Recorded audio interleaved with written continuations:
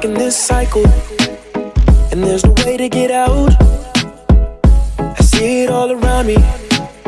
It's from the earth that it's proud, but I rebel. Oh, I resist. See, I Bro, know yes sir. We live. We here. We here. Yeah, Yes, man. sir. Hey man, It's always good to be here, bro. You know what I love, bro? The fact that we still live. When we first started this on Skype, we wasn't even actually recording, and we was hyped. We was geeked up, bro. We acted like we was talking to 1 million people that day, bro. Hey, and we more was just than a talking to year ourselves, ago. literally. And it's dope that a year from then that we're still geeked, like we're still excited, like we still got this excitement. You know what I'm saying? Just to be able to record and have this opportunity to do the thing that we feel like we were called to do. So it's good that feeling hasn't gone away yet. Absolutely. Yeah, man. I think that there's a genuine love that we have for doing this because this came out of a place of necessity for both of us, man. So every time we get to do this, man, I don't take it lightly. I say that all the time, but I really don't. Like it's truly a blessing to be able to say that we're doing something like this, not just for the people that are listening, but also for ourselves. You know what I mean? There's a genuine joy that I get, you know what I mean? Turning everything on, making sure my levels are right, getting all my software and everything open, putting these headphones on. You know what I'm saying? We're going live in 5, 4, you know what I'm saying? Like that gets me hyped. You know what I mean? It's excitement for me. So yes, man. Thank you to everybody that's here listening with us. We genuinely appreciate you guys for taking the time out to spend some time with us. So yeah, man, stay tuned. We got something in store for you guys today. Yeah, man. So what time is it, man? Let's go ahead and jump in here. We always start every episode off chopping it up. So we're gonna jump into our first segment. This is the warm-up. All right, Jay, go ahead, man. Give the people a little bit of something, man. Let's get it warmed up. How's your week been? Man, my week is good. But first off, let me just ask, how much time can I spend on the warm up? Because now that we like figuring out, you know what I'm saying? We getting the flow, we getting the groove for this. My week, bro, I could spend the whole 60 minutes just on my week. You know what I'm saying? Like, so we're gonna have to, take a little plot time and figure out how many minutes we're going to dedicate to this. But, I watched the MJ documentary, of course. It's not even the MJ documentary. It's the Bulls documentary, The Last Dance, but it was about MJ. Michael Jordan. Yeah. But I went back to episode 1. And the reason why I did episode 1 is because MJ didn't officially make it, right? They did the whole backstory. They took him back to high school. They took him back to when he was at UNC. And other people were saying this about MJ. They were talking about his mentality. So I just wanted to start writing down some things that they were saying. His coach from UNC was like, Michael Jordan was the only person that could cut it on and off and never cut it off. And as I'm hearing that, it's like, Jay, why do you still slip? You know what I'm saying? Like, just keep that mentality. Like, you can turn it off and on, but don't turn that mug off. Yeah. And that's what Inky talk about. Like, bro, like, even when I'm playing Monopoly with my son, bro, I be going in on him just because I'm afraid to turn it off. Like, I'm afraid, like, what happens if I lose this competitive edge and this competitive drive? Yeah. So I'm sorry, son. You're going to get this work today. You're going to get it. And that's what I love about my big cousin and my dad. Like, we used to play, like, Tekken and stuff like that. They were not going easy on me. They would whoop me. Bro, like it would be so bad, but it got to the point where I'm like, okay, I'm not about to keep losing to you, bro. Like I will literally, and then when I'm winning, you gonna know, like I'm gonna rub this in, dog, because all this pain I felt, you gonna feel me. You know what I'm saying? But yeah, bro, the part of the MJ documentary is just like, dog, I love seeing the value that comes from teamwork, everyday teamwork, bro. Dennis Rodman was vital to the success of the Bulls. Right. Scottie Pippen was vital to Steve Kerr, vital. Tony Kukoc, I don't know how to say his name. Vital. Like Tony would be hitting those last second like daggers. You know what I'm saying? Yeah. Like, so it's just like, yo, like I'm starting to understand, like, if you look at a Bulls organization, if you look at a Patriots organization, if you look at ETA, bro, you do have that that mentality of like, bro, like we not here to play around. Mm-hmm.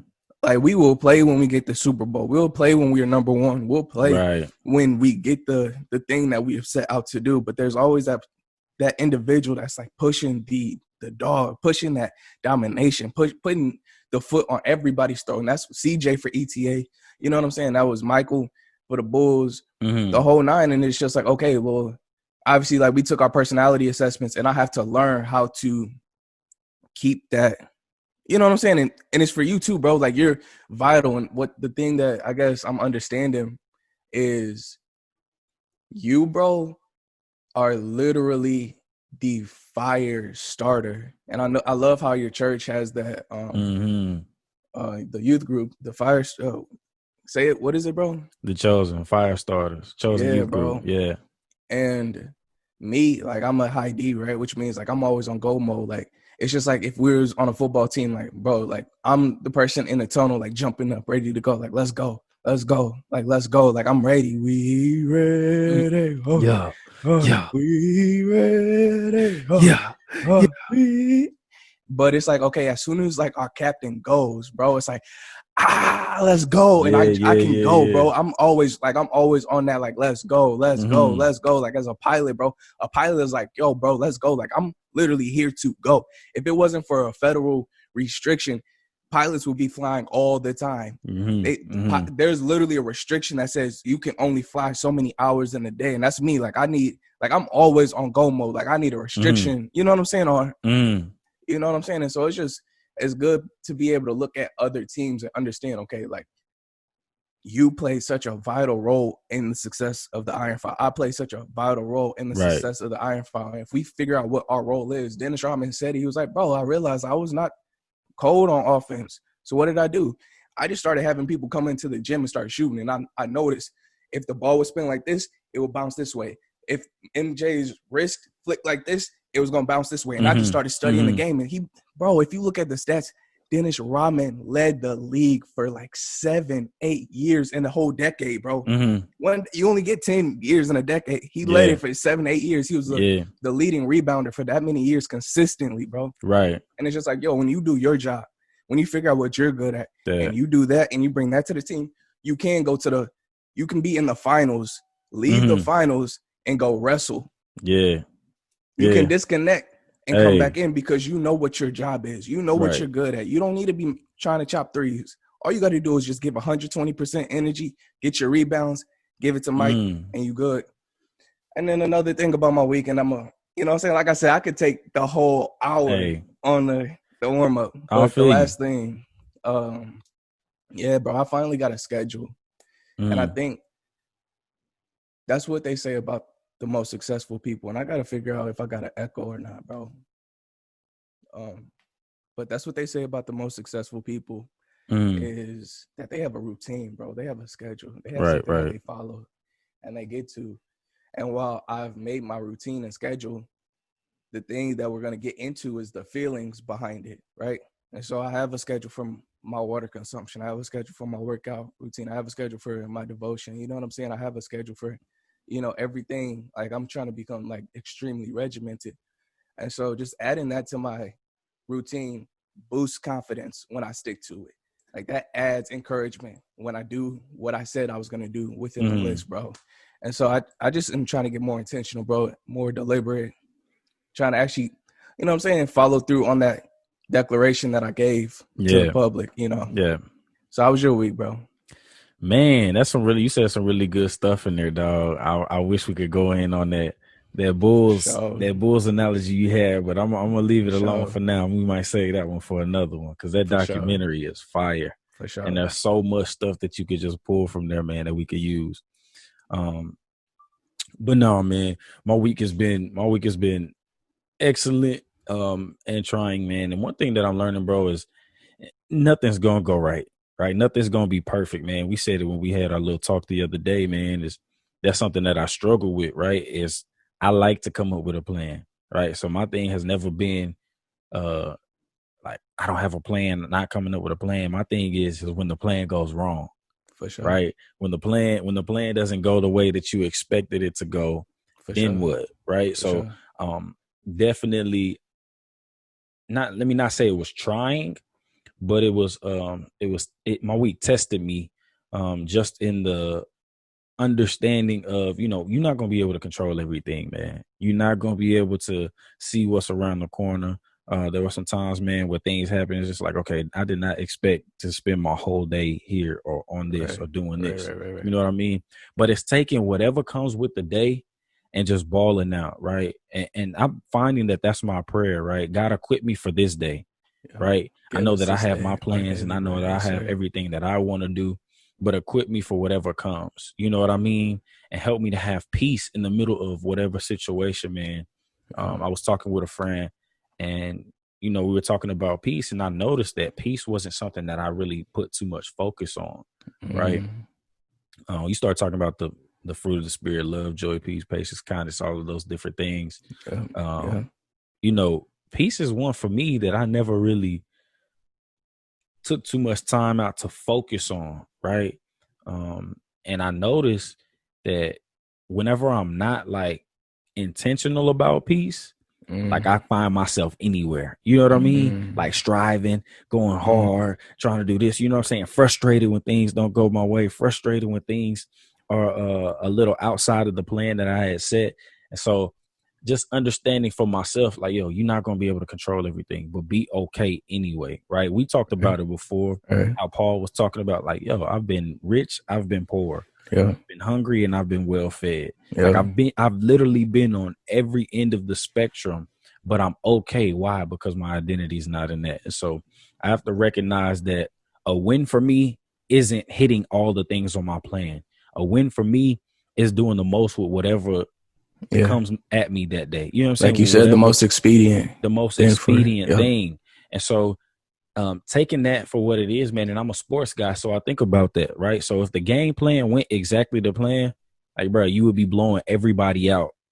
You know what I'm saying? No matter who you played. For sure. The game plan, the Browns would be winning every game. Every single game. Every single game, bro. So if the plan isn't a set in stone thing, and that's what I'm coming to the realization of, man, especially when we start talking about your peace, you got to protect your peace. And part of protecting your peace is knowing, you know what I mean? You're not going to make every single shot, because that's the plan. Why would I shoot and not want to make it? You know what I'm saying? You're not going to score every single play that you play. You know what I'm saying? You're not going to catch every ball. You're not going to, you know what I mean? Stop every dunk that comes at the, like, bro, you're actually going to have mistakes. Things are not always going to go to plan, but it's, can I take what I'm given in this moment right now and make the most of it, bro? And I think that's truly a growth, bro. It's causing me to grow a lot, man. It's causing me to grow a lot. And before, you know what I mean? There was a time period where I would get super frustrated about it. And then there was a time when we were in love, I was just like, man, it's whatever. I don't care. And just move on from it, not even want to deal with it. And that's when we were in that real aloof, like, I don't care. Shoot, my only solution is to smoke it out, and we're going to be all right. But that doesn't not even think about it. Exactly. Let me not think about it. Let me push it off to the side. But that's not actually helpful. You're not actually winning the day that way. And is it, let's break that down just for a split second. Yeah. Were we intentionally, was it an intentional, okay, I'm stressed and frustrated. Okay, there are moments where you're stressed and frustrated and like, okay, I'm about to go smoke, I'm about to go drink. But when I think about Texas Tech, it was more so like, bro, I'm stressed, I'm struggling, but my partners are outside and they having a good time. Yeah. Let me go have a good time. Yeah. You know what I'm saying? Like, let me just go spend time with them because they're enjoying themselves. Like, let me go and kick it with them because I know when I kick it with them, you know what I'm saying? So I guess it is like you are intentionally trying to like avoid the pain when you go and drink and you go and smoke. But I think from a standpoint, you can even confuse yourself. You can get to a point where you're lying to yourself and you're just saying like, I'm just having fun. Like, I'm just trying to have fun. I'm just trying to enjoy my life. I'm young. I'm just trying to live life. That's where the slip is at, right? Because it may start off that way as, you know, I'm just getting ready to go hang out, right? People say all the time, drinking is not the issue. It's the abuse of that. power or whatever may come with it, right? There's a responsibility that comes with drinking. Right. But the problem is when it changes from this is a celebratory thing, right? Because people drink at weddings and they talk about it in the Bible. We use that because we are Christian, and there's so much discrepancy about drinking, whether you should do it or not. For sure. To each its own. It's up to your judgment, right? Literally, who do you want to be as an individual? Literally. But at the same time, you can't abuse it, right? And if it may start off as like, hey, this is just a celebratory thing, you know what I mean? But the second it starts switching and you like, okay, I'm not feeling okay, let me drink. The minute that the celebratory thing becomes a solution to a problem, then you have an issue, right? Bro. That's when chaos sets in, right? Because then you start looking to that to help you get out of whatever the case may be. You know what I mean? And you literally only delay your success when you do that, bro. Because I'm just thinking about the version of who I was at Texas Tech. Like, Jay, you had a problem. Like, you weren't happy with the life that you had. Like, but you lied to yourself. Like that you didn't have no type of achievements. Let's be real. Like, you had no achievement. But yet you was acting like everything was fine. Well, why could you not just go to the library? Why could you not just say, and then I would have my moments where I would be like, yeah, like I'm done drinking, y'all. Like I'm done smoking. And it would last maybe a week. Maybe a week was good. Like if I could go a whole week after I said I was done drinking or smoking, like that was impressive. You know what I'm saying? And it's just like, yo, like I delayed so much success. I delayed so much growth and so much ability for me just to develop as a young man, because I didn't take the time to say like, oh, you have a problem and this problem is not going to go nowhere. It's going to be right there with you as soon as you're done drinking. It's going to be right there with you with your hangover. It's going to be right there with you as soon as you see it's 12:05 and your assignment was due at 11:59. It's going to be right there with you. It don't matter if you drink. It don't matter if you smoke. You know what I'm saying? It don't matter what you do, but the problem is still going to be there. So it's like, why do we lie to ourselves? You know what I'm saying? We lie to ourselves because we think it's going to actually make us feel better, right? Like, oh, let me just shake this off, man. It is what it is. And we think that we're actually dealing with the problem in that way, but really what you're doing is avoiding it, right? So one thing about Steph Curry, bruh, that I love is when they got knocked out of the playoffs, I think it was by I can't remember who. It was either when they got knocked off before the year that they won or after they lost to Cleveland. But I remember Steph Curry saying that he was just standing on the court. Like he stood there and he faced it all, right? Like as they were celebrating at the end of the series, he stood there and took it all in, right? He soaked it all in. And I think our problem is we don't take the time to soak in, when things don't go according to plan. We just automatically, at that point in time for us, we automatically took it to, hey, man, nah, bro. Man, it's whatever. You know what? That's the problem. That is the problem, bro. We don't have at that stage in your life, that's not a winner's mentality. It's not. If you fall and you fold and you don't stand up and look at it in his face, when they celebrating in your face, Steph Curry, if you are not a winner, first of all, as a winner, you want to see what it's like to celebrate. You want to see the people jumping up. You want to see what it feels like to be crying with your teammates. You want to see what that looks like. Yeah. As a winner, as a person with a winning mentality, you don't fold when you fall. You don't fold when you get knocked down. You don't fold when you lose. You don't fold when you make a mistake. You're actually like, yo, I made a mistake. Let's go. I know exactly what I did wrong. Next time I won't pass the ball. I'm gonna just take that last shot if I got to. You know what I'm saying? Like I'm not gonna keep making the same exact mistake, whatever the situation may be. Because I know we're not talking to basketball players most likely. You know what I'm saying? We're just talking to kids who are trying to find success. When school punches you in your face, you say, okay, I got a D on this test, Jordan. I got a D on this test. Let me look at the test. What were the things that the teacher was expecting me to learn? He wanted me to know vocabulary. He wanted me to know the culture. He wanted me to know how to conjugate. Okay, you got another chapter. That was chapter 12. You got chapter 13. You got chapter 14. You got chapter 15. You got chapter 16. Stop acting like, okay, just because chapter 12 wasn't right, you about to fail the whole semester. You know what I'm saying? And a lot of times when people fall, they're like, well, in a day, bro, well, I messed up first thing in the morning, so I'm gonna just start over tomorrow. Like no, bro, you can't let that ruin your entire day. That's what the thing of it is, right? When you when you have this mentality of failure versus a lesson, right? People think that, and I used to look at it that way. Whenever things didn't go the way that I expected them to go, or whenever I didn't get the result that I was looking for, I looked at it as like I just took a L, like I lost. You know what I'm saying? From a standpoint of this is irredeemable. But when you realize like the game is longer than just this one day, right? The game is longer than just this one instance, right? And Steph Curry understood that, like, okay, my career's not over just because we got knocked out of the playoffs this year. We might be done for this season, but I still have another season to come back, right? There's always a redeemable quality. So, man, like, don't give up on yourself in those moments, man. That mentality that most people take is an ultimate, like, ultimately it's over with, it's done. You know what I mean? Like, no, like, don't be afraid to look at the times that you fail, because in your failure is where you find success. In your failure is where you find the right way to do it. So don't be afraid to look at it whenever things go wrong, man. And so this week, man, I've just been assessing, like, okay, where can I do better? Right. And not becoming obsessed with that. Right. Because you become obsessed with that, and then you start to mentally just mess yourself over. Right.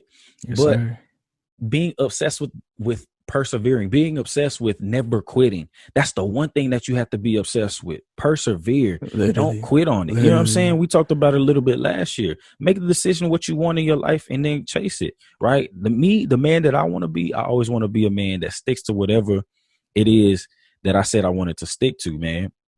And so I had a friend of mine ask me a question this week. We're playing like this little question game, and asked me, you know, what if you could make up a word, what would it be? And I just started thinking, I was like, man, I said evergrind. And I'm like, evergrind. How would I define that? Right. So she asked me how to define it. I said, just the disposition to always chase after the things that you believe in, regardless of circumstance. Right. Evergrind. Don't ever quit or give up on what you want in life. You know what I mean? So even if you do fail, even if you do make a mistake, like, bro, that's not the time for you to go and be like, you end up rewarding yourself when you run from the problem instead of actually dealing with it. So that's what we were doing, man, in those moments at school. Was like whenever we would fail, or whenever we were feeling uncomfortable in our emotions, or whatever the case may be, like, oh, nah, bro, I'm finna go smoke. I don't even want to feel it. It's like, because it is what it is. And that's the reason why you're just going to go smoke, because I feel like for me, I didn't believe that the situation was going to change. I didn't believe that even if I tried to sit here and fix the solution, maybe I didn't want to fix the solution. Maybe I didn't think that the steps that it would take to fix the solution were something that was in my capacity. Like, to be able to be a A student, bro, that actually takes you spending time reading your book. It takes you asking questions. It takes you being interactive. It takes you understanding. It takes you building relationships with the teacher. You know what I'm saying? Right.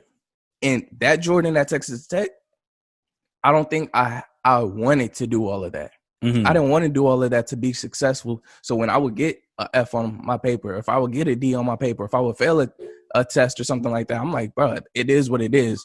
This is what I'm going to get in the scope of my ability. Like, I ain't trying to give more than that. You know what I'm saying? But because I'm frustrated of my lack of success, I'm going to make myself feel better about being a failure by implementing other things that make me forget about why I was a failure. You know what I'm saying? And so I think at the end of the day, it doesn't fully switch until you understand that I have full control over my abilities. I have full control over the outcomes. And if the outcome comes out differently than I expected it to come out, I can deal with that because I left it out on the field. Like, I gave everything I had to it. You know what I'm saying? So I can have peace. I can rest assured. I don't have to be weary or fretful about the thing that happened, because I know I did everything in my ability. Right. You know, and when you can, and that's where I feel like Jordan was just this unicorn, and in the way that people talk about, because they say that he had this special ability to be present, right? To be present in the moment.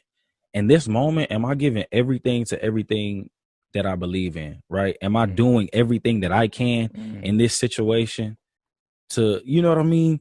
Yeah. To ball out. And yes, he would get frustrated when he lost and different things like that. That's his disposition. but there was never a moment that he can look at himself and be like, I didn't do everything that I could. You know what I mean? In this moment, to make sure that I put myself, that I put my teammates, that I put. And then what made him a my entire unicorn life is when he would lose, bro. They would say, bro, Jordan would be in the gym shooting after the game. Yeah. Like if he missed a game-winning shot, where would he be taking Right. that shot? He took ownership. He Mhm. took ownership over the area that could have had his name written on it, on the lack of success. Anything that he could say, like, yo, that was my Yeah. fault. Like we didn't get that because of me. I will take 100% ownership. I'll take responsibility. I ain't partying. I ain't drinking. I ain't going to hit. I'm not about to hit the shower. Right. I'm not doing a press conference. I'm literally going to be here shooting my shot because I take responsibility. I take ownership. And when a person can stand up and take ownership, and we talked about this a couple weeks, when you can say, yo, my bad, I messed up, you can rest assured that that person is going to do whatever it takes to make sure that they're not in that exact same boat. They're not letting their team down in that exact same predicament anymore. Right. You know what I'm saying? Right. Yeah, man. So that's kind of where my head has been at for this week is like, yo, when you fail, don't kill yourself over it. Right. Yeah. Just make sure that you're doing everything in your power to ball out on it and then take ownership of it, man. There's nothing else that you can do.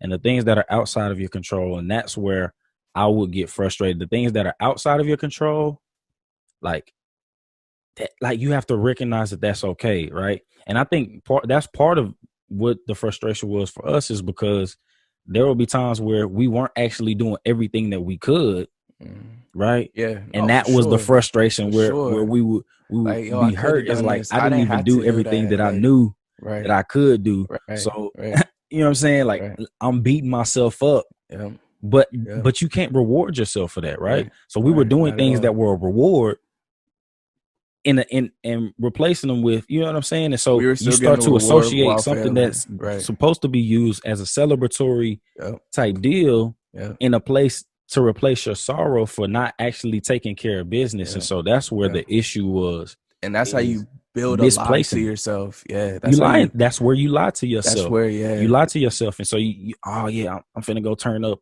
I get to go kick it. Like I remember E saying one time, like, bro, you need to tell your people, like, I can't go party right now. Yeah. Like I got stuff to do. Like I'm not operating at full capacity. So I don't get the luxury of going that's a celebration. People out here celebrating every single day, Monday, Tuesday, Wednesday, Thursday, Friday, Saturday, Sunday, celebrate. You know what I'm saying? Like your entire life can't be a celebration. It can't. And if you feel like you always turning up, if you feel like you always trying to have a good time, if you always feel like you just trying to live that best life, I asked you and I challenge you, how disciplined are you? Yeah. If you just trying to turn up at any given moment. If you ready to drink at any given moment, you can't just deny yourself. If you can't deny yourself, just period. We're not even trying to go spiritual right now. If you can't even deny yourself on celebrations,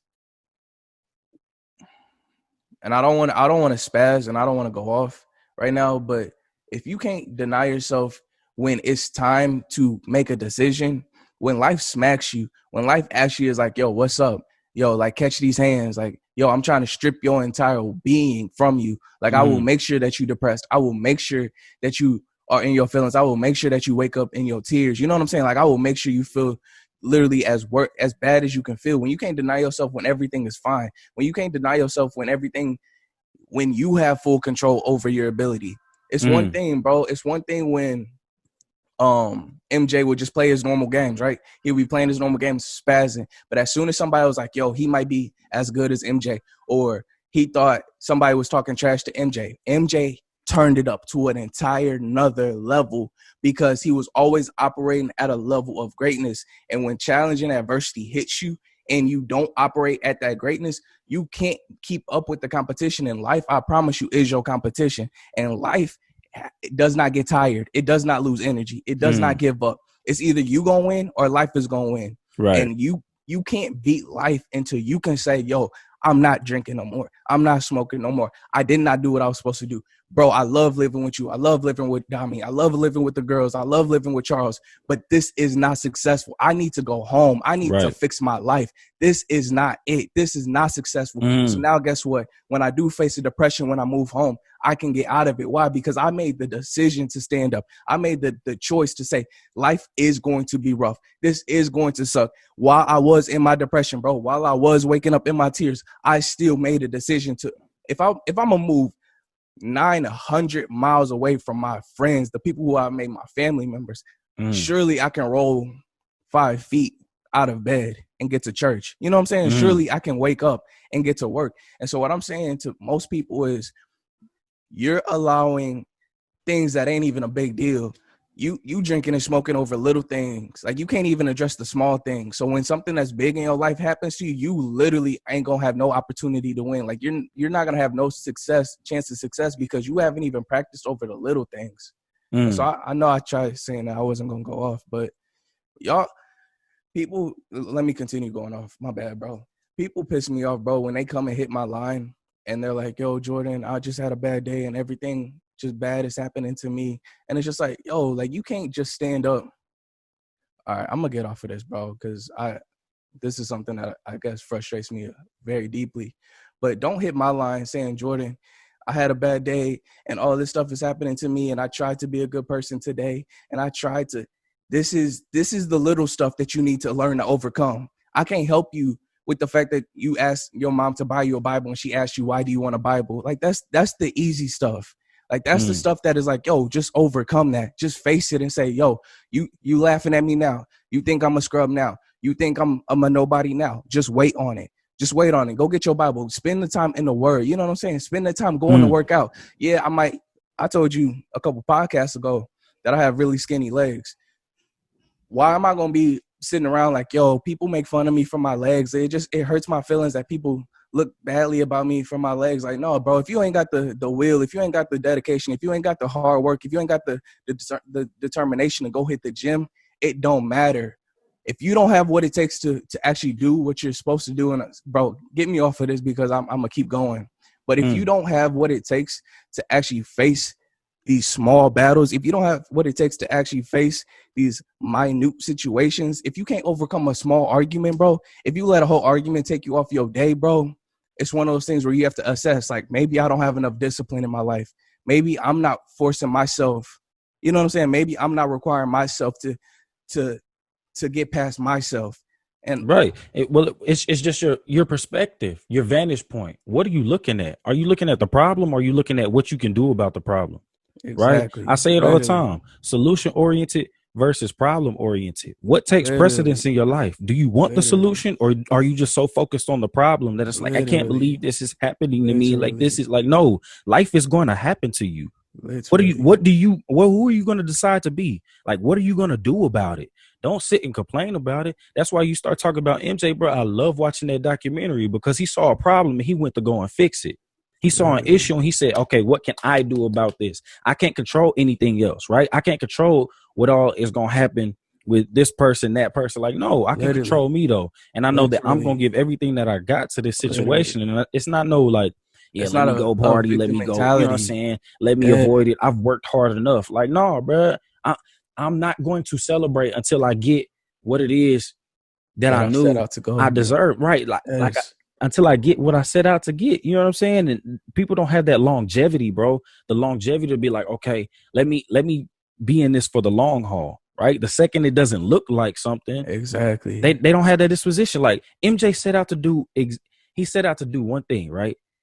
He set out to make the Chicago franchise as prominent as the Celtics or the Lakers. You know what I mean? The different dynasties, and so it doesn't surprise me that he actually achieved what he was after. Why? Because after the first like 5 years, when things weren't going the way that he expected them to go, he wasn't like, yo, I'm finna quit.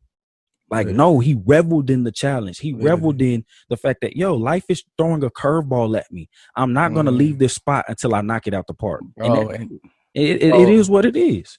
If you look at MJ stats, and I was shook when I saw this, MJ for like he got Rookie of the Year, of course, and then he led the league in scoring for like the next 5 years straight. He obviously was like selected to like 5 All-Stars. I think he even got a couple MVPs in that time frame, bro, before he won a championship. And you never heard Michael Jordan say, "Oh, well, I got the MVP. I got the scoring title. I led the league in points for the last 5 years straight." He was like, "Bro, I am not where Larry Bird is at. I'm not where Magic is at. They got titles. That's what separates me from being great, is these titles." And that's, I think, another thing that I'm frustrated with is people always want to look at the things that they're doing good. They always want to think about, okay, well, I did this right. And it's twofold, bro. You do have to be patient with yourself. You do have to understand that you're growing and you cannot be perfect, but don't hang your hat on the things that you're doing right. Don't say, well, I know I watch porn but I woke up at 8 o'clock this morning and I spent time with God. And then when I spent time with God, I went to work out. And after I went to work out, I hung out with my family and then I cleaned up. But so it makes me, you know what I'm saying? Watching porn is bad. No, you still need to say like, that was a L.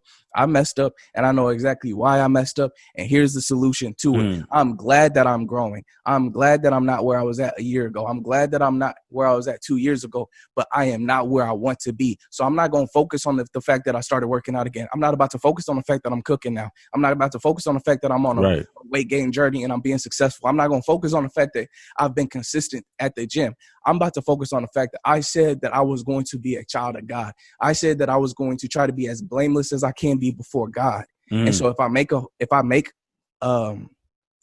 error, if I make a mistake and I forward and I fall, I'm not about to go count the things that I did well. I'm about to sit down and say, okay, what led me to this mistake? What were the things that I did wrong? MJ is like, okay, I'm going to take that last shot. And if I miss, I'm going to stay here and take that exact same shot 100 more times before I leave. And when I fold and I fall, I got to be willing. And you, in your personal endeavor, whoever you are, when you're listening to this, when you make a mistake, the quickest way for you to reach success, the quickest way for you to take that step forward when you fall is to say, yo, that was my bad. I messed up. I folded. Own it. This is what happened. This is what I think happened. It's just like when you create a schedule for your day. This is how I think my day would go. And if it doesn't go like that, you get to step back and say, okay, actually, for you, bro, if you're like, I'm going to wake up at 7 o'clock, but Terilyn ends up waking up at 6:30. All right, then. If that's her time that she wakes up, let me wake up at 6 o'clock then. Let me not wake up at 7. Let me wake up at 6 o'clock. Let me get whatever I said that I was going to do before she comes into the equation. Because a lot of times people want to blame, oh, well, Terilyn did this, so I couldn't do this. You know what I'm saying? Well, and they asked me to do this, so I couldn't do. Like, no, make an adjustment. You get one time to blame somebody else. And after that first time you blaming somebody else, you better make an adjustment and get around that solution and figure out like, okay, how can I make sure that I'm successful at everything that I do and I put my hands on? Right. Yeah, man. And that's definitely a topic that I feel like we could just spaz on. But I know we already like 40 minutes in, you know what I'm saying? For sure. But maybe we'll have to do a whole separate just episode for that entire portion of like, yo, stop running from the failure. Sure. Stop running from it. Accept it. Embrace it. Things aren't always going to go the way that you want to. For sure. And that is okay. But how you respond to it can't be lackadaisical. How you respond to it can't be like, it is what it is. Like, no, man, assess. Be willing to assess. Yeah. Be willing to look at it, right? Take your small wins, but understand that this is not the destination, right? That's not the final goal, the final end goal. Take every day as it comes, man, and just continue to get better. You got to have a mentality of continued growth and progress. All right, man. Let's go ahead and push on to our next segment, man. I know we kind of got into it a little bit in this last segment, the What Are You Listening To segment. What are you listening to? So, Jay, go ahead, man. What you been listening to for this week? This one quick so we can hop into the Forge, bro. Yeah. So obviously we're talking about when we say what are you listening to, it's literally everything that you are consuming, right? What are your eyes listening to, right? If you can understand that analogy, right? And so, I've been listening to Adobe tutorials, bro. You know, I mentioned last week that I graduated, but literally I became a student all over immediately again. I literally became a student the next day. Right. Bro. And so we're spending time, you and me are learning Adobe. We're about to become pros in Adobe. We're about to master the game, bro. If this is what it's going to be, and we'll just take a quick step back of what we just talked about.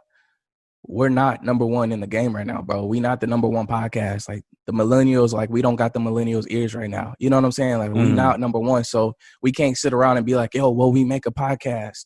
Like, you know what I'm saying? Well, Right. we record and no, bro, like if we're trying to be competitive, if we're trying to do the thing that God has told us to do, it is time for us to be as diligent over the things that we have control over. And we have control over Adobe. And so that's what I've been spending my time on, is just learning how does Adobe work. And another thing I've been reading, right? And so I think this is going to help me cool off a lot, is I've been reading the word.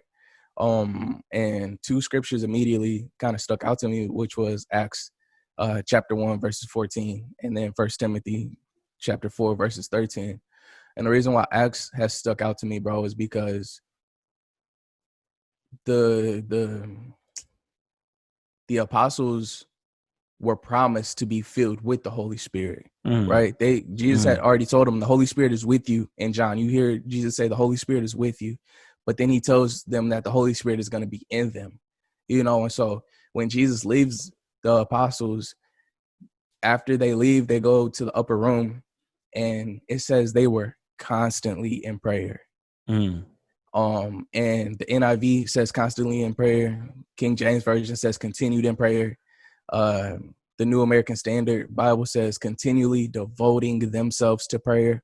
And I like the NASB version and the Amplified version, because they both said devoted themselves continually in prayer. And so that I'm highlighting devoted. I'm highlighting devotion. And so 1 Timothy chapter 4, verses 13, the Holy Spirit, I want to take a step back. I was guided by the Holy Spirit to, go to Proverbs and try to walk out Proverbs. But I was also guided to not only try to walk out Proverbs, and I was trying to do Proverbs because I wanted to make sure if I was faced with this particular situation that I could answer it correctly. I could face it correctly, because that was the word that was given to me. And what God had reminded me was, like, on a test, bro, when you're reading a test question, if you've done a cumulative study, the keywords in a question will trigger your memory. Like if it says communication disorder, like that communication word disorder right there should trigger a terminology that you have full understanding of how it correlates, right? And so it will trigger whatsoever I have studied. And so I like to use the word whatsoever because King James Version talks about in John 14:26 that the Holy Spirit will bring into remembrance whatsoever Jesus or God has told me. So I was trying to say, okay, God, I'm just going to focus on Proverbs. I'm going to focus on Proverbs. If I stay on Proverbs and I'll learn Proverbs, then I can move on and I can move on. And God said, no, don't do that. Don't limit me. Don't limit me. The Holy Spirit is going to tell you what's right and what's wrong. And so God said, go through everything. Read as much as you can read. Study everything. Study Proverbs. Study Psalms. Study study John. Study Acts. Study Timothy. Study all these things, because when you've given your spirit, when you have fed your spirit all of this information, when you're faced with anything in life is going to trigger a key word. It's going to trigger something that the Holy Spirit can eat off of and say, yo, you remember when you read that in James chapter 3? You remember when you read that in Matthew chapter 14? And so God said, don't only limit yourself to Proverbs. And so I was, deliberately taking my time with Proverbs. But when I scrolled by 1 Timothy chapter 4, I saw Paul telling Timothy, basically a person like us, a young person in the faith. He said, till I come, devote yourself to public and private reading. And I'll stop there and I'll let you guys continue on that if you guys just want to check it out. But twice now when I had went through scripture, after God said, get out of Proverbs and just search the word, twice God had told me, devote yourself in reading, devote yourself in prayer. And then, last night, I literally scrolled by Romans chapter 12, bro, verses 1. And Amplified version is dope. we're talking about devoting, right? And so Amplified Version says, I appeal to you, therefore, brethren, and beg of you, in the view of all the mercies of God, to make a decisive dedication of your bodies, presenting all members and faculties as a living sacrifice, holy, devoted, consecrated, and well-pleasing to God, which is your reasonable, rational, intelligent service and spiritual worship. Like that, if you want to worship God, you want to, and that's what you were talking about, bro. We talked about worship a couple of days ago when we were on the phone. Is that's the one thing that you can give to God, and it's saying like, yo, if you want to give devotion, God 3 times now, and Scripture says, out of the mouth of 2 or 3 witnesses, let every word be established. So God is trying to say, devote yourself, devote, consecrate, make a decisive dedication, bro. We just talked about last week a declaration, make a decision, make a decisive dedication. You know what I'm saying? And so that's just what I've been consuming, is God just saying, okay, you made your decision, now be dedicated, be devoted. Can you be dependable? You know, and so that's where God has been talking to me about in my just intake this week. For me, man, I've been listening to just kind of everything, right? So last week, is just kind of in preparation, everything that's been going in. So been spending some time in my word. Definitely enjoying the time that I have in Proverbs. There's a bunch of really good stuff in there, right? Also, just listening to, you know, like you said, the tutorials that we've been going through, the information that I'm taking in from there. But honestly, bro, my mind has been on feelings, because I know that we talked about that last week. We may have to do another session for that one. Bro, we could just keep going, bro. I feel like this is fire. I feel like people would listen. Like, it's not like we have like information that's just like irrelevant. I feel like no, like, for if sure. we went for like an hour and a half, I think we would be cool. Yeah. But I think that my mind has been on. I've been listening to a lot of like the love songs and different things. My head has been on that. Basically, just trying to discern the feelings and different things like that. So I'm just gonna shoot straight with y'all, man. Might be getting back into the dating game. It's been a minute, man. It's been a minute, and I think I spent a lot of really good intentional time outside of that. So now it's me kind of dealing with the feelings of everything, right? And so I've been listening to some music, man. The R&B been on repeat. You know what I mean? That and worship. That's really been the only 2 things that I've been listening to is worship music, and then the R&B has been rolling. And it's an exciting time, right? Whenever you start talking about relationships and different things, it's an exciting thing, you know what I mean, to have feelings for someone. And it's also a scary thing, because understanding who I am as a person is I'm very emotional, right? I'm an emotional person. Like, it doesn't always show, it doesn't always express itself, but man, I'm an emotional person. And one thing that I've been intentional about, I guess, over this week has been, you know, trying to figure out the difference between controlling my emotions and letting my emotions control me, right? They're 2 totally separate things. And like when we said that we were going to talk about emotions, my mind immediately, you know what I mean, I started praying and trying to figure out, okay, why do we have emotions? For sure. Right. And so we were just in our What Are You Listening To segment. I guess we'll go ahead and jump into the Forge now, because it's all wrapped up in one. So this is the Forge, man. But I definitely kind of went on this like thought process of, you know, why do we have these emotions? Like, where do they come from, and what is their purpose, right? And the main thing that I got from it is feelings are so intentional. There's so much purpose in your feelings, right? But it's what you do with it. The problem is, especially with a lot of us, is we just allow our emotions to run rampant. We allow our feelings to just run rampant. And feelings are like fire, right? If you don't control it, it will literally consume and just burn and blaze everything up, right?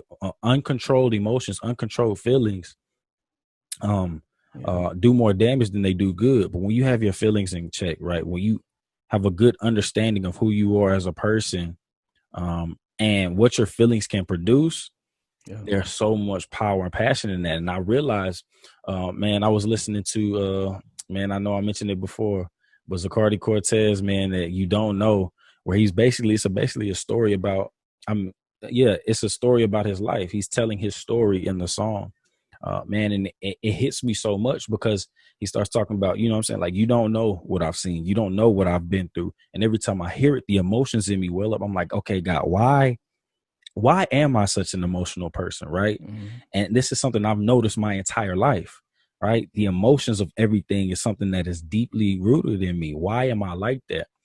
And the main thing that I came up with is your passion will produce something in your life, right? Your passion, the emotions that you feel, your experiences, those feelings, everything will produce something in your life, but you have to channel it, right? You have to channel it and use it for something. And the only thing that I kept thinking of, bro, was Joseph. Like Joseph, and the story of Joseph. Joseph was loved by his father. You know what I mean? Most of y'all know the story of Joseph. His dad looked at him as a favorite. He had this vision, this dream of what he wanted. Extremely, like, I look at Joseph as like this loving kid who just wanted to be accepted by his family.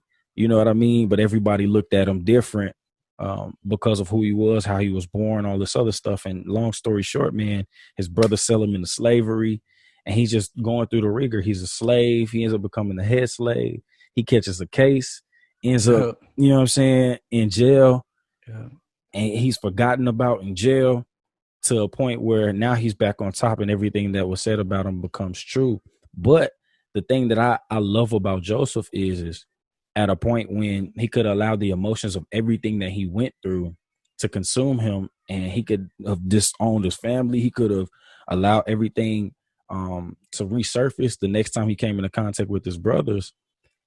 He was able to come to himself, right? And realize, like, look, everything that happened, there was purpose in it, right? There was so much intentionality in it. And so we started talking about feelings, man. Your feelings should never control what you do, right? Remove feelings out of the decision process, right? But use your feelings as a fuel source, man, to accomplish what you want to accomplish. Your emotions will fuel you to do some stuff, man. You ever felt that burning passion, that desire in your heart, that desire in your mind to just go in on something, man? And that the emotions, the thing that wells up inside of you, the greats understand how to channel that, right? The greats understand how to use that as a competitive drive, how to use that as a driving force to do what it is that they want to do, right? And so that's where my head has been at, basically, with the entire feelings of it. Is like, it's dangerous, right? Because you don't want to be that person that just becomes consumed by your feelings, because then your feelings become the thing that you use to make decisions, which is completely just all types of wrong. You're not always going to feel like doing the right thing. You're not always going to feel like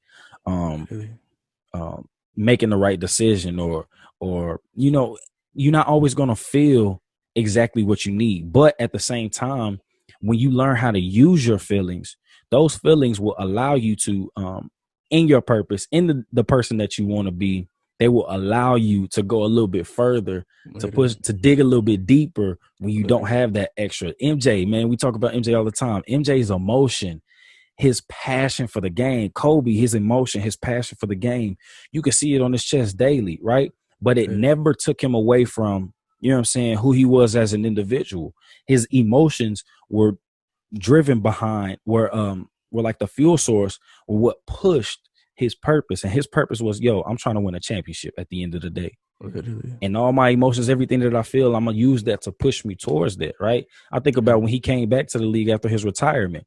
Like, yeah, bro, he was a little tired, this, that, and the other, but that off season, he was a little out of shape. You know what I'm saying? His body was different, but that off season, dog, it drove him, right?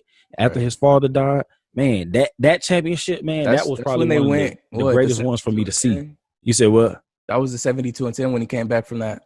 No, that was, that might have been the 95-96 season. I think so. I think that was the season. But that, bro, so he came in with this motivation, and it pushed him to do something that has never been seen before. You know what I mean?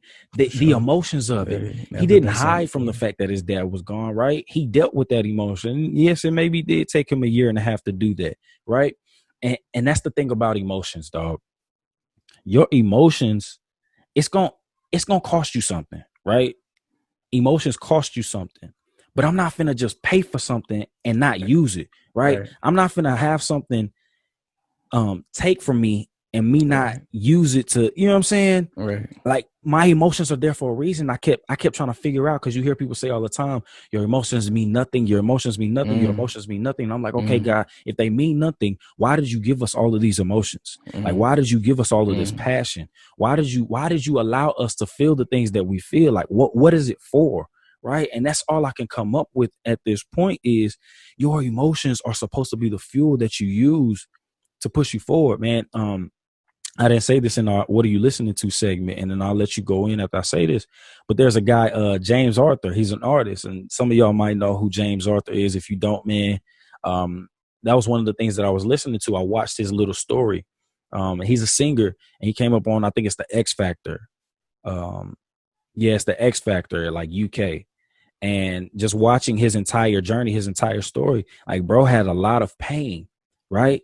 But his pain, his emotions, his feeling was the thing that propelled him to be the artist that he is right now, right? Like, the artist that he is right now, if he didn't go through a lot of the things that he went through, we wouldn't have that same passion. That's the thing that everybody loves about him. They told him, don't let anybody change what you do because it's so good.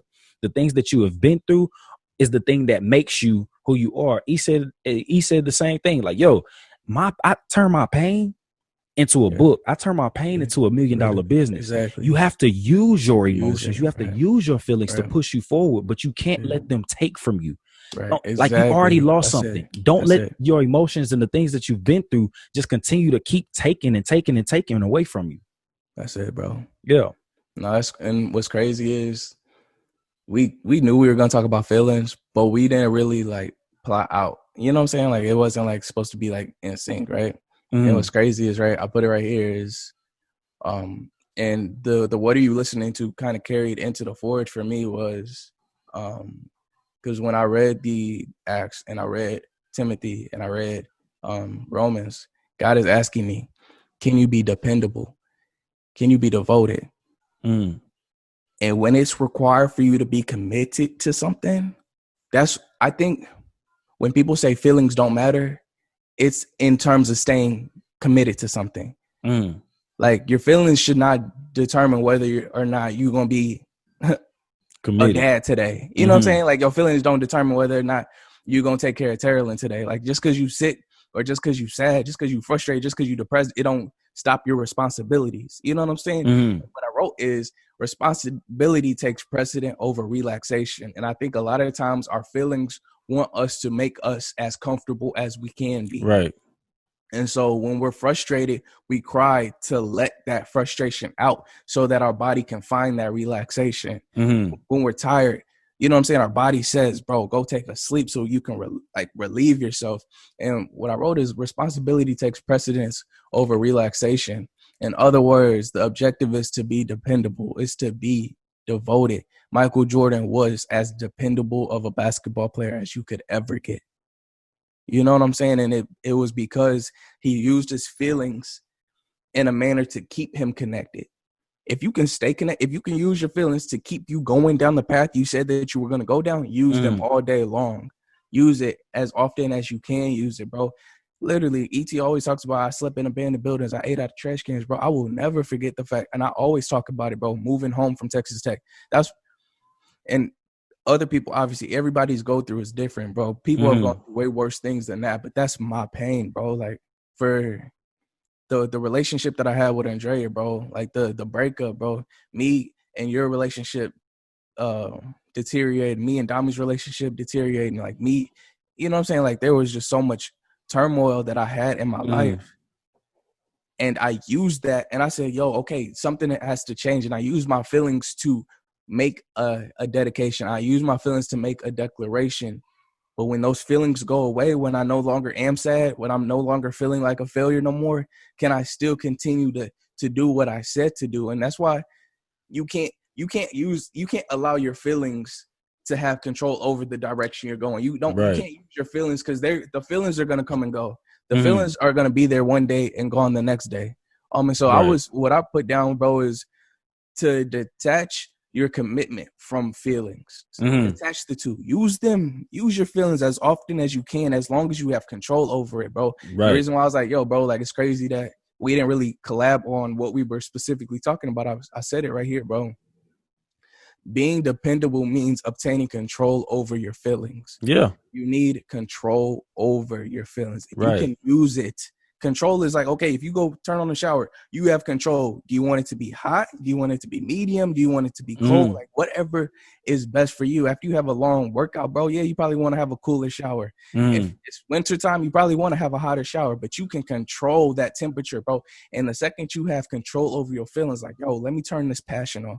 Let me turn this sadness on. Let me think about the fact that y'all slept on me. Let me think about the fact that y'all slept on me, and let me go in here and edit real quick. Let me go in here and work on my paper real quick. Let me go in here and use that because y'all thought y'all was gonna get over on me. Bet, but it's when you rely on your feelings to allow yourself to do something or not do something. That's when it gets dangerous.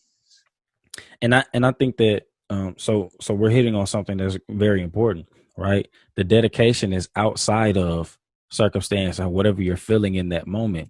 And I think that dedication is there, right? Dedication is there when you don't have that extra boost, when you don't feel like it, when you don't have that thing to draw on, when you don't have that thing to pull on. Dedication is there to keep you committed to what you said that you were committed to, right? But in those moments when you do have those feelings, use it. Don't let it be for nothing, man. We talked about the other day, like, how many people just do nothing whenever they get motivated? Like, you see something that gets you riled up. It gets your emotions and everything riled up, but you don't know what to do with it. So it's like, okay, yeah, that was a great documentary. Now I'm going to go sit and watch Netflix. Like, no, bro, like, use it for something. Do something with it, man. And that's something that I feel like the greats can do, is they can look at something and get hype. Like Paul, man, all those instances where he talks about getting hype about the things that the church are doing that he's writing to. It's like, yo, y'all are actually striving in your face. Y'all are doing it. You know what I'm saying? Those emotions that he uses is like, yo, this turns me up. This is what keeps me going. You know what I mean? So you have to find something that motivates you, man. And find, like, what is your story? What can you draw from in your life that will push you to be a better and bigger person than who you were yesterday? You know what I'm saying? You have to find that something that's gonna push you, right? Because going strictly based off of dedication, that's cool. You running on autopilot, but the thing that really separates people, right, is the ability to control their emotions and not let their emotions control them, right? That's when you know that you've matured to a level where it's like, okay, regardless of what's happening, I can use these emotions to push me even further. You know what I'm saying? That's the thing that draws us to E.T. That's the thing that draws us to Michael Jackson, Michael Jordan, Kobe. All of these people that we look up to, it's their passion that we connect with. Why? Because we are passionate individuals by nature. So trying to eliminate all emotion it's detrimental, right? It is. It doesn't make any sense to try to eliminate your emotions and your feelings out of something. You have to be able to use it, right? And so let me not say I'm mad at everybody for saying not to use your feelings. So I'm gonna go personal for me. I'm a very emotional person, right? And so when I first came to school, I was just coming off this whole depression, but I didn't deal with it the proper way, right? I'm looking like, yo, I got too many feelings. I just need to be cold-hearted. I shut my heart down.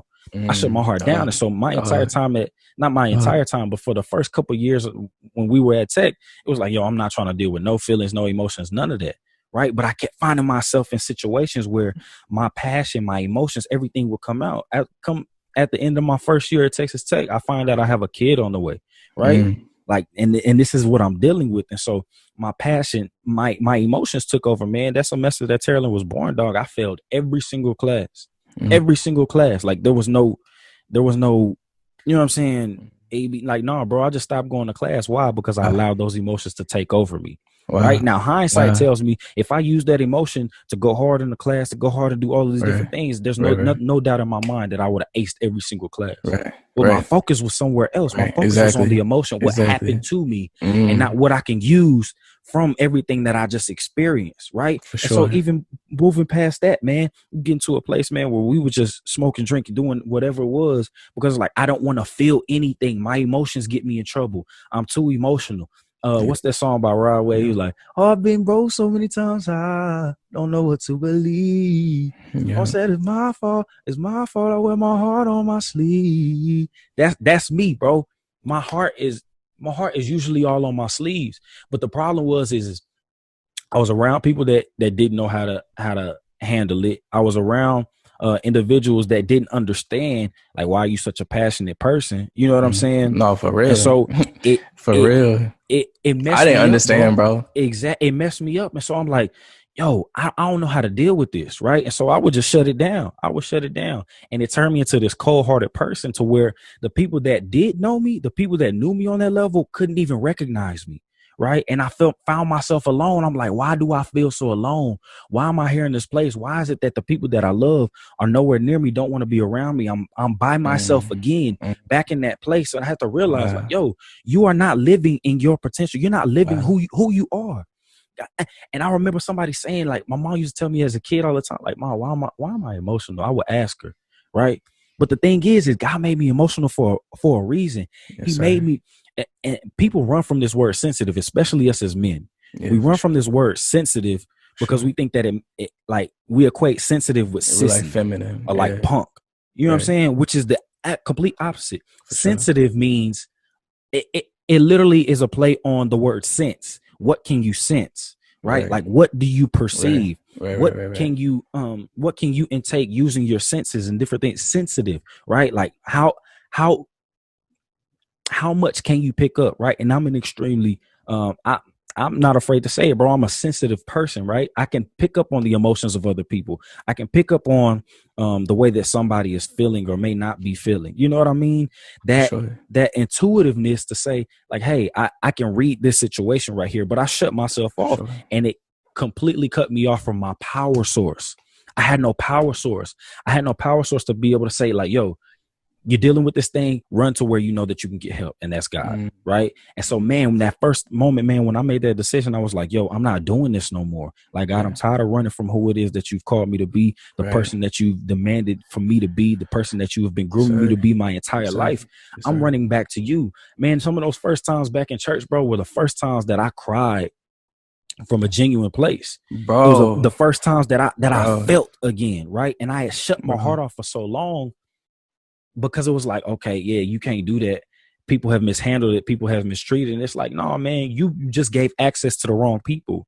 You allowed them to have a control over you that you should never have given them access to, because they didn't know how to handle it. So I need you to figure out how to handle your situation. I need you to figure out how to handle your heart, and take that, man, and run with it. Your emotions are power. Your passion is power, but you have to learn how to use it. The same way that we're learning these tutorials on how to use Adobe, that information is power, but the wisdom will tell you what to do with it. And that's why I've studied Proverbs so hard, man. And it's teaching me how to deal with my emotions. It's teaching me how to deal with that passion and everything that I've been given. Why? Because there's purpose in it. God gave me this passion, these emotions for a reason. It's up to me to figure out how am I supposed to, what do you want to do with it? Every single day, waking up, God, what do you want me to do with it? What, like, I felt this yesterday. How you want me to move with that? You know what I'm saying? And taking it as it. Literally. And I told you yesterday when we were on the phone, bro, you just said it earlier, like, God has given us those feelings. Like, if there was a reason for us to use the feelings, it's first of all asking him, like, okay, how am I supposed to use these feelings? But yesterday when I went into prayer, bro, I literally was able to completely talk to God. Like, I was able to completely say, like, where I was at in my life. And I think that's a problem with most people, is that they don't even spend enough time with their feelings to be able to explain how they're feeling or what they need to do to get out of that feeling. Because I know a lot of times when you go through a depression, or you go through a traumatic experience, or you go through rejection, you don't like that feeling of rejection. You don't like that feeling of trauma. You don't like that feeling of finding yourself in an environment where you feel hopeless. You don't like finding yourself in a position where you don't feel like you're successful, or you don't feel wanted. And I've felt that feeling, bro. When growing up, I had to suppress a lot of feelings. And it got to a point where I could feel myself suppressing my feelings, bro. But then my parents eventually got to the point where they were asking me, Jordan, what's wrong? And I'd be like, bro, nothing is wrong.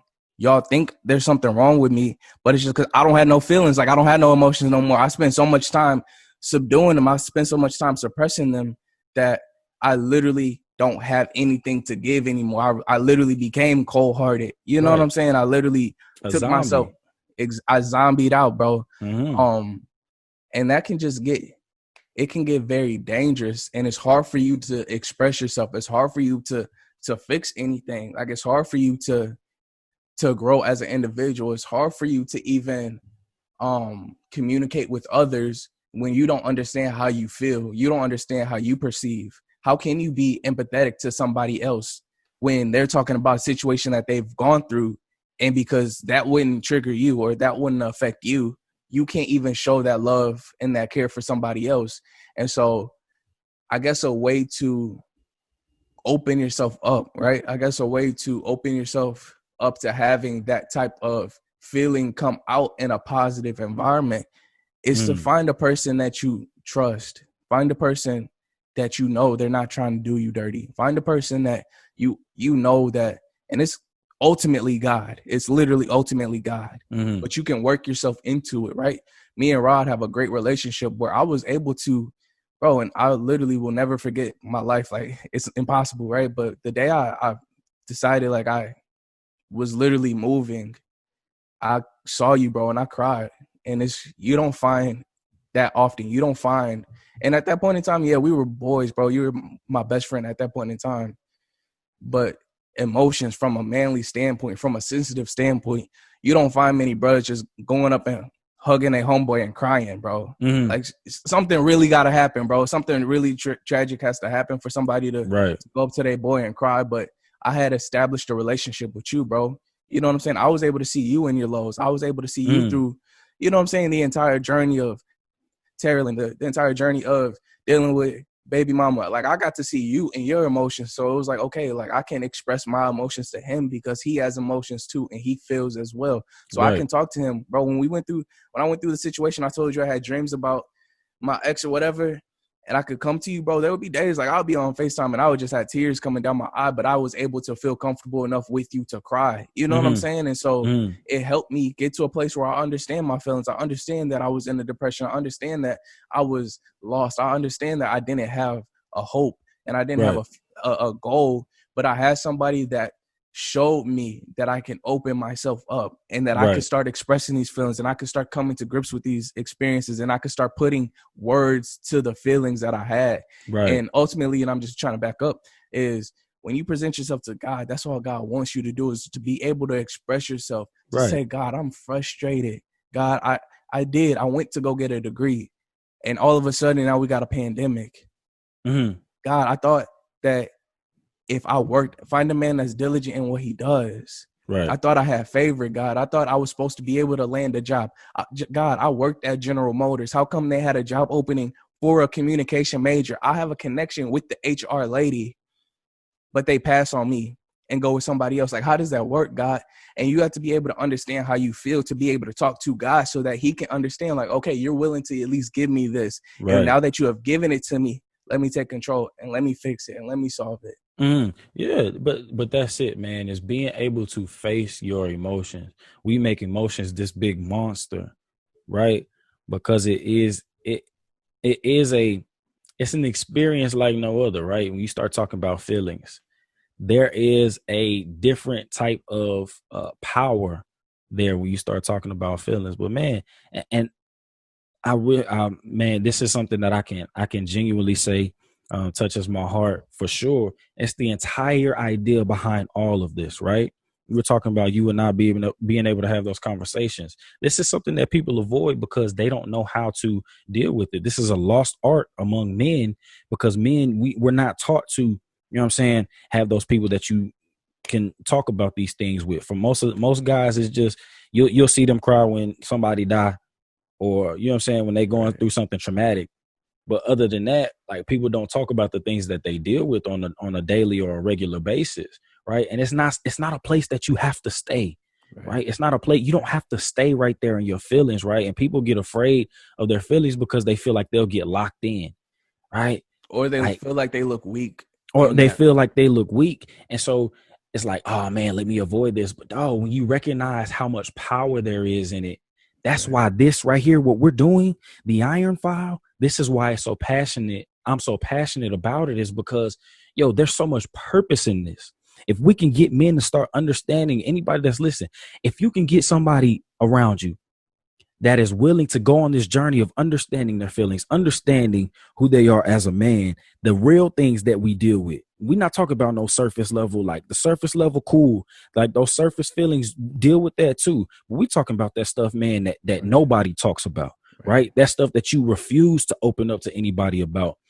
You will elevate yourself to an entire different version of yourself, man, when you start to deal with those things, man. And I had to realize that I had a friend that I confided in at a time when I didn't feel like I had nobody. You know what I'm saying? Sure. I had you, and I had this other friend like that I could talk to. You were away in Missouri, and we could still talk and call each other. But I had a friend, man, I could call and be like, yo, like, I really just need I need somebody to pray with. You know what I'm saying? Like, I need somebody, like, can you come sit with me? I'm dealing with this, you know what I'm saying, X, Y, and Z. And before it was, there was no none of that, right? Before it was, man, it is what it is, man. I'm finna go roll up. Like, before it's like, all right, it is what it is. You know what I'm saying? Y'all trying to go out, let's go kick it. I'm finna go pull up on shorty or what, you know what I'm saying? Coping mechanisms, right? And we talk about it on some of the early podcasts that we did, medicating versus the medication versus the solution. Medication, you dealing with the symptoms, right? You dealing with your feelings as if they're a symptom instead of dealing with the actual issue, right? The source of the pain, the source of the problem. When you can get a grip on the source of the problem, right? The emotions, everything that come with it, like, you can learn from that. It's the same with the way your body deals with a disease, right? You might get sick, but your body has then built up an immunity. So whenever that comes your way again, your body automatically knows how to deal with it. You know what to do with it, right? So it's the same thing.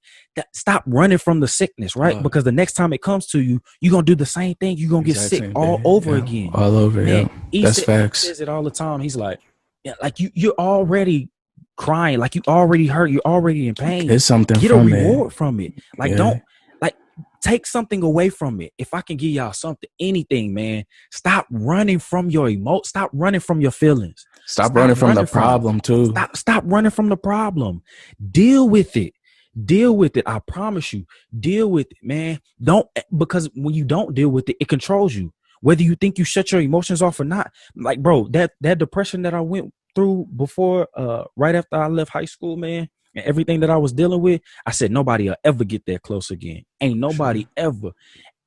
I don't care who it is. Nobody will ever see that side of me and get that close to me ever again.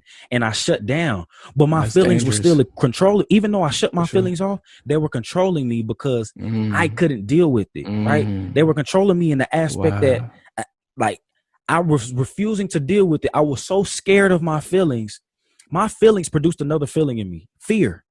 Right, my feelings, me not dealing with my feelings and emotions and the problems and issues that I had produced the ultimate negative feeling, right? Fear is the most negative thing that you can ever. Fear is unknown, right? You don't know what it's going to produce. You just have this fear that something is going to happen. It's not even real. But you build it up in your mind. You do, these emotions come, and it's like, oh my God, I can't. You know what I'm saying? It's like how people have panic attacks. Like, that's literally where I was at with. I'm like, I'm not doing this. I'm not doing it at all. Ain't nobody ever gonna see the side of me. I'm pushing it to the side. I'm recreating. I want to be this entire, like, I'm the chill guy now. You know what I'm saying? Literally. But I was lying to myself, and I was miserable. found myself where there were times, man, I hated being by myself. And if that's you, like, yo, you cannot be by yourself for 2 seconds. Yo, I'm sorry to say, but I may be talking to you.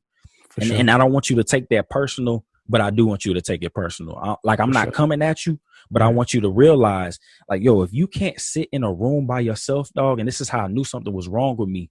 Like, I would be calling people up to just come kick it for no reason, right? And the only reason why was because I hated being by myself. I hated sitting in a room by myself. Why? Because then I would just be there with me and my emotions. At least if I was with someone else, I could put my energy, my focus on something, kicking it with them, kicking it and hanging out, or doing whatever doing whatever it was that I wanted to do, instead of, because when it's just me, I know my emotions.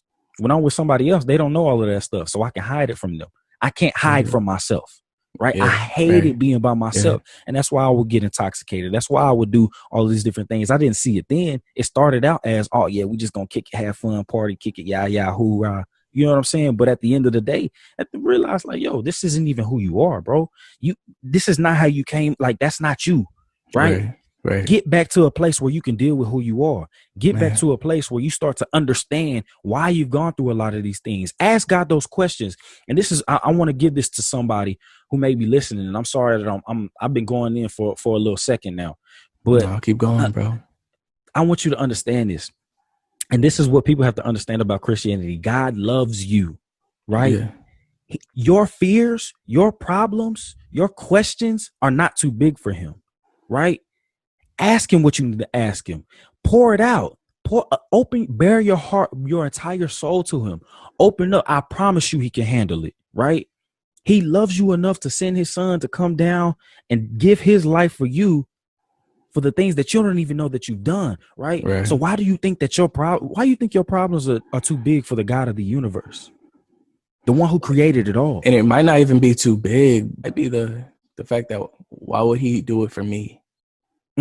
Why would what have I done that's so special? Right. I'm not even worthy for it. You know what I'm saying? Like, bro, I got some debt to pay. Like, I have some student debt to pay, bro. I went out of state, bro. You know, that's by itself is almost twice the price. And then I went to Mizzou.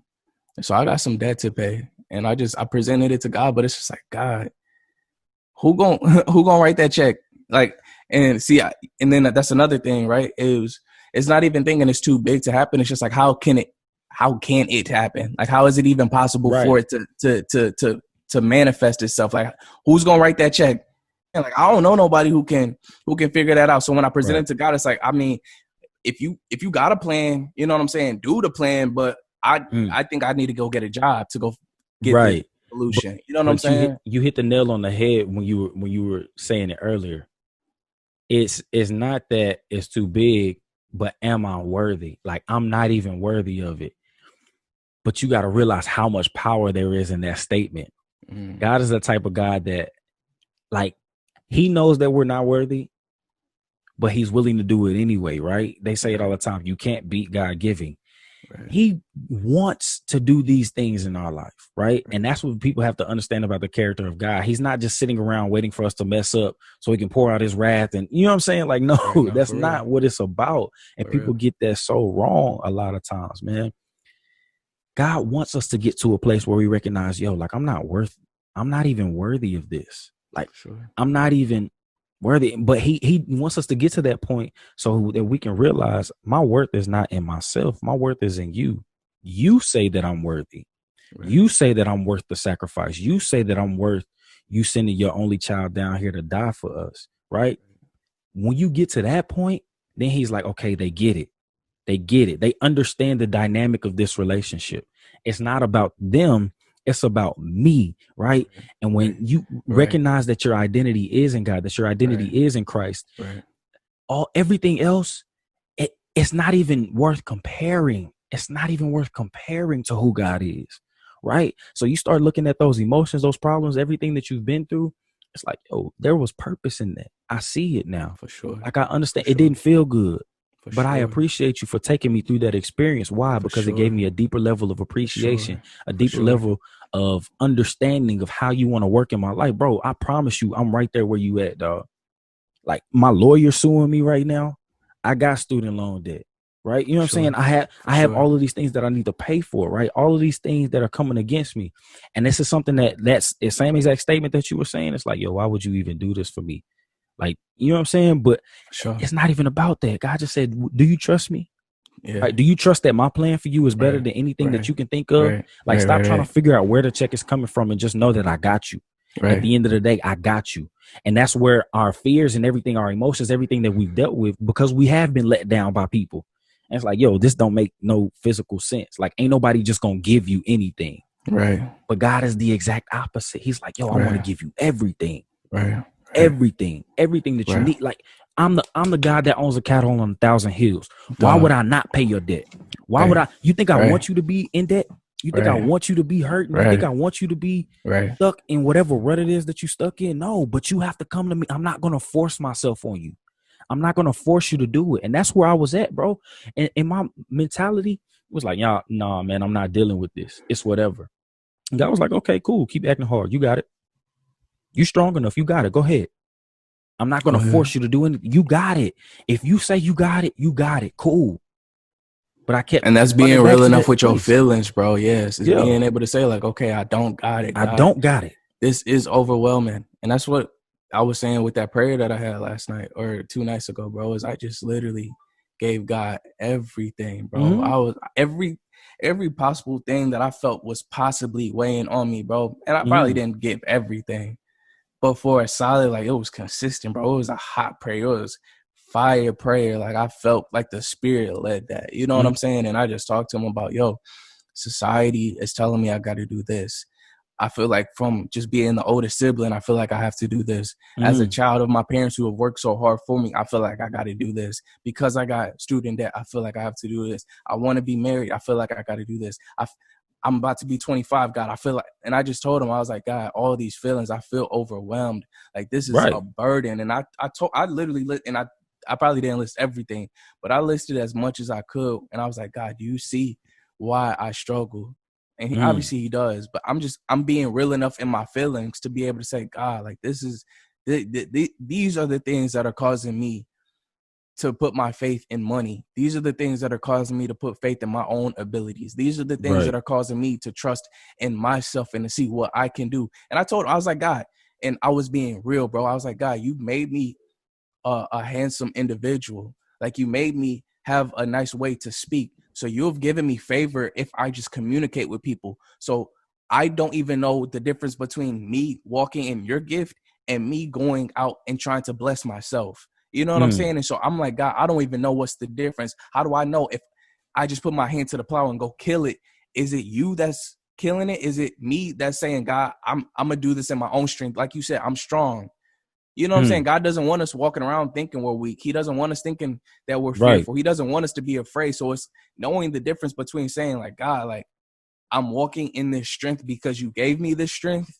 Or it's like, God, I'm scared and I got to go get it because I don't even know if you're going to get it for me. You know what I'm saying? And so I had to present it to him like, it's very confusing. And I think when you can get to that place of just even understanding your feelings and presenting it to God, God is like, okay, I hear you. Thank you for at least bringing it to me. I can do something with that.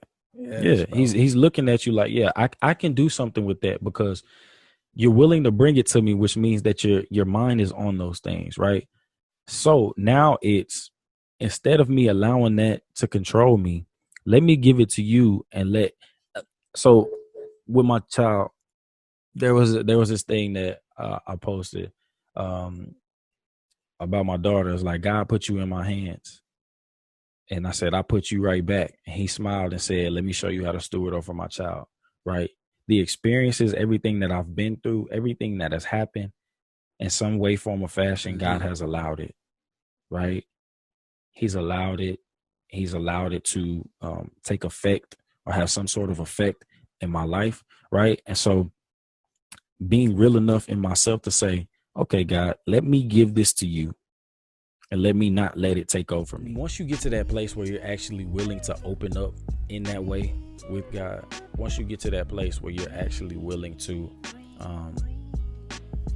bear your heart open like that, I feel like that's the point that God looks at you and is like, okay, I can do something with this, right? Now it's learning from him, letting him teach you how to deal with the emotions of everything. Like Jesus wasn't a heartless, emotionless person, right? He had emotions. He got upset when he saw people treat his father's house a certain type of way. For sure. You know what I'm saying? He got upset at different things. He felt a certain type of way when Lazarus died, right? He felt things, right? But the minute that feeling tries to take precedence over purpose, he always put it in the back, right? He always put it in the back. So feeling isn't the priority. Emotion isn't the priority. Your experience isn't the priority. The priority is God, how do you want to use it? So when you take those things to God, he gets excited because it's like, okay, now I can show you what this was actually for. Now I can show you what this is actually like, what I wanted to do with this in the first place. For sure. So it just, what do you actually want? Do you want to be a vessel? Do you want him to show you what it was for? Or do you want to do your own thing? Do you want what you want out of life? You know what I mean? So, but nah, yeah, man, that's really a good topic for me. And I feel like we could honestly sit and talk about this all day. Literally, bro. But nah, man, I think this was an excellent session, man. There was so much that was said, man. It's gonna be kind of fun going back through this audio and chopping it up. But yeah, man, I genuinely believe in this topic of feelings and emotion, because contrary to popular belief, man, there's so much purpose. There's so much purpose in it. So let's do our sharpening point, man. Jay, if you got a sharpening point from everything that we've talked about today. It's crazy. Cause like I kind of had talking points, you know what I'm saying?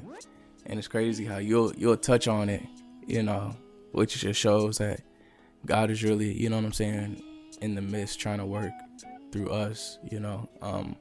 But being able to recognize your feelings, bro. Being able to recognize, okay, what is this feeling that I'm feeling? And how do I use this feeling to persevere, right? And so I'm going to be real. When I make up in my mind that I'm going to live a life for God and I'm going to be devoted, making that declaration, one of my weakest fighting points is when I am asleep, bro. Like it's the hardest for me to really fight when I'm asleep. And so I'll get like, I feel like hot and bothered, bro, while I'm sleeping, bro. And it's at that moment in time, I have to say, okay, how am I feeling? And how do I use this feeling to initiate the best response for what I am trying to accomplish? So when I'm feeling that, scripture will tell me, if you go to Lamentation, I want to say chapter 3, it'll talk about how you're just supposed to bear those feelings through your youth. You just got to feel those feelings for a while. You know what I'm saying? Like all of those things that you're feeling, you're going to feel that one because you put yourself in a position to desire that feeling. And now that you got to get yourself out of that desire, you have to just bear that feeling. And so it's being able to recognize, okay, I feel this type of way. How do I use this feeling to either honor and glorify God to get my mission and my objective accomplished? Or do I use this feeling to tear down my wall that I'm trying to build? Do I use this feeling that I have to take a couple steps back? And it's just being able to recognize, okay, how do I feel in this present moment, and how can I use this feeling to achieve my success? Right. Yeah, man. That's excellent, man. That's excellent. For me, my sharpening point that I want anybody that's listening to this to take away: there is power in your emotions. There's power in your feelings. And I think that understanding is crucial to the beginning of your journey of discovering where your power lies. Everybody has a story. Everybody has a story. And if you don't get emotional behind your story, there are some buried feelings there somewhere, right? Everybody has a story. Everybody has something in their life, right? And if you don't keep living, I promise you, you will experience something, right? Something that will motivate or push you or get you in an emotive state. But there is such a power in that, right? And so now that you understand that there's a power in it, just go on this journey of discovering how do I tap into that power? How do I use that power to be the individual that I say that I want to be in my life? How can I use that power to push me forward? How can I use my experience in life to help me to become the individual that I know that I can be? Man, and that's it. That's it. There is such a power in controlling your emotions. Your emotions can help you to produce something, man. We're all creatives. What life are you creating? What product or you know what I'm saying, idea are you creating? And how do your emotions play into that, man? But that's my sharpening point, man. Please, man, if you have any questions, comments, or concerns, hit us up. You can find us at The Iron File on all social media platforms, on everything. For sure. Leave ratings, leave reviews. Please let us know what's up. And as always, man, I like I said before at the beginning, we enjoy this. We enjoy getting to do this. This is such a privilege for us to share and speak with you guys. We're not just experts, but we know that these are topics that everybody deals with. So if you have a different opinion or a different view, definitely let us know. For sure, let us know. If you got a different experience, let us know. Talk to us about it.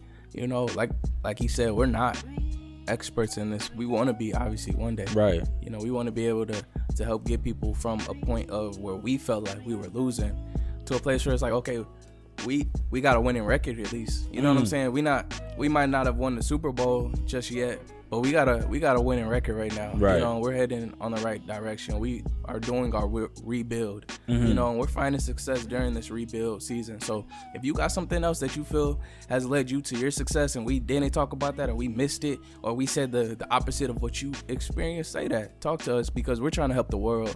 We're trying to help anybody who wants to listen to this and take themselves to the next level. Absolutely. So, man, I appreciate everybody for coming on. We love you. We thank you. Like I said before, hit us up at The Iron File on any social media platform. Be sure to leave a review, anything like that. Thank you so much. You know what our mission is. We thank you for pushing us in our mission. Our mission is sharpening the tools of life through conversation and collaboration. And we appreciate you for going on this journey with us. As always, y'all stay sharp, and we'll holler at y'all later. Peace. Deuces. So I rebel, oh I resist. See, I know the race is won by those who still persist.